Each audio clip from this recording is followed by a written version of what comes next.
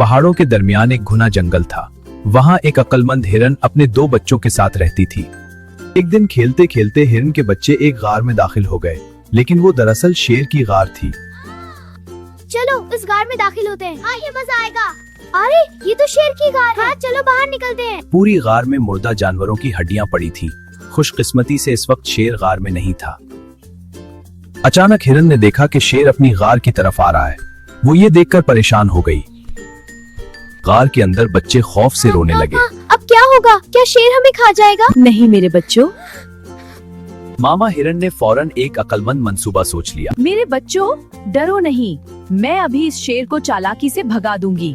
मामा हमें बहुत डर लग रहा है। मेरे बच्चों रोना बंद करो, मैं अभी तुम्हारे लिए एक शेर पकड़ कर लाती हूँ। शेर ने ये अल्फाज सुने तो वो परेशान हो गया। ये गार में कैसी अजीब आवाज है। शेर ने ये बात सुनी तो वो बहुत डर गया। ओ नहीं, इस गार में कोई बहुत खतरनाक जानवर है।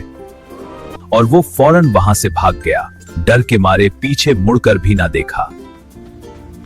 एक गीदड़ ने भागते हुए शेर को देखा। शेर भाई, आप इतने खौफ से क्यों भाग रहे हैं? शेर ने गीदड़ को अपनी बात बताई। मेरे दोस्त, मेरी गार में एक बहुत ताकतवर जानवर आ गया है। वो अपने बच्चों के लिए शेर पकड़ने की बात कर रहा था, इसीलिए मैं डर कर भाग रहा हूँ। होशियार गीदड़ सब कुछ समझ गया। डरने की जरूरत नहीं, कोई जानवर शेर से ज्यादा ताकतवर नहीं होता। गीदड़ ने कहा, आओ हम मिलकर इस राज का पता लगाते हैं। नहीं, मैं कोई खतरा मोल नहीं लेना चाहता। मैं अकेला भाग सकता हूँ, लेकिन तुम्हारे साथ नहीं जाऊंगा। गीदड़ ने शेर से कहा कि हमें एक साथ चलना चाहिए। मुझ पर एतमाद करो। हम अपनी दम एक साथ बांध लेते हैं, तब मैं तुम्हें नहीं छोड़ूंगा।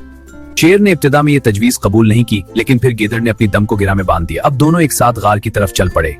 हिरन ने देखा कि गीदड़ और शेर गार के बाहर खड़े हैं।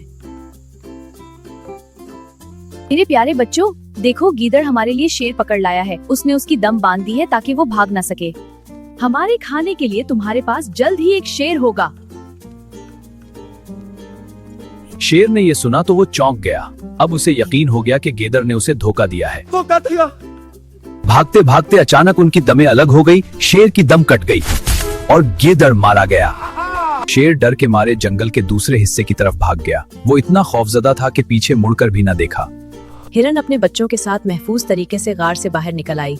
वो अपने रेवड़ में वापस जाकर खुशी से शामिल हो गए। समझदारी और हिम्मत से मुश्किल हालात से बचा जा सकता है।